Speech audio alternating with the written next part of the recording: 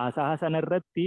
kan dura mataa jabaate mootummaan abbaa irree DDR jechuun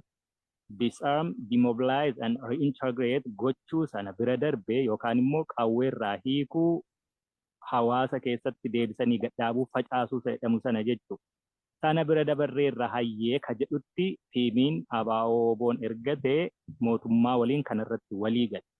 Mootummaan erga sanarratti walii galamee waraanni bilisummaa Oromoo qawwee osoo hin hiikkatiin akkaataa kamiin immoo biyyittii keessatti qaama mootummaa ta'uu fi gaaffii Oromoo deebisuu danda'a inni jedhamu jennaan warra waraanaatu beekasa kana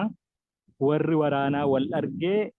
waan kana akkaataatti osoo qawween hin hiikkatamiin rakkoon furamuu danda'u irratti haa mari'atanidha jedhame.